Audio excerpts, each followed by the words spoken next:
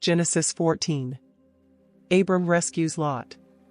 At the time when Amraphel was king of Shinar, Arioch king of Elasa, Chedorlaomer king of Elam, and Tidal king of Goyim, these kings went to war against Bera king of Sodom, Bershah king of Gomorrah, Shernab king of Admah, Shemeber king of Zeboim, and the king of Bela, that is, Zor. All these latter kings joined forces in the valley of Siddim, that is, the Dead Sea Valley. For 12 years they had been subject to Chedorlaomer, but in the 13th year they rebelled. In the 14th year, Chedorlaomer and the kings allied with him went out and defeated the Rephates in Ashtaroth Karnaim, the Zuzites in Ham, the Emites in Shave Kiriathaim, and the Horites in the hill country of Seir, as far as El Paran near the desert.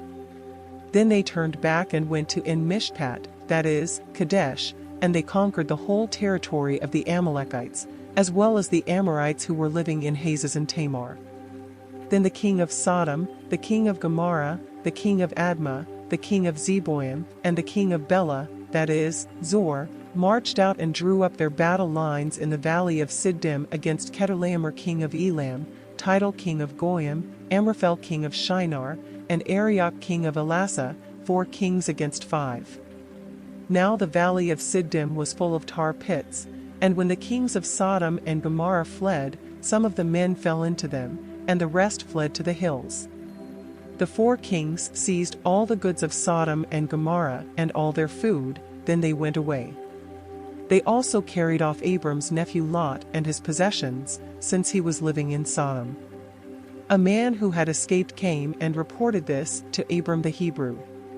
Now Abram was living near the great trees of Mamre the Amorite, a brother of Eshcol and Aner, all of whom were allied with Abram. When Abram heard that his relative had been taken captive, he called out the 318 trained men born in his household and went in pursuit as far as Dan.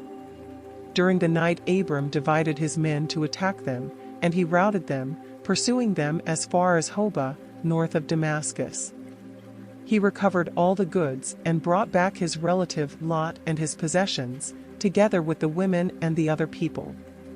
After Abram returned from defeating Chedorlaomer and the kings allied with him, the king of Sodom came out to meet him in the valley of Shave, that is, the king's valley.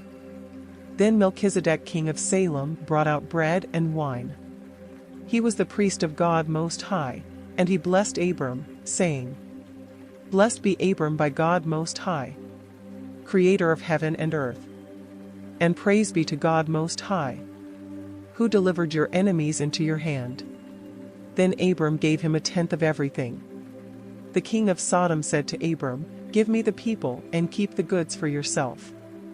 But Abram said to the king of Sodom, with a raised hand, "I have sworn an oath to the Lord, God Most High, creator of heaven and earth, that I will accept nothing belonging to you, not even a thread or the strap of a sandal, so that you will never be able to say, 'I made Abram rich.'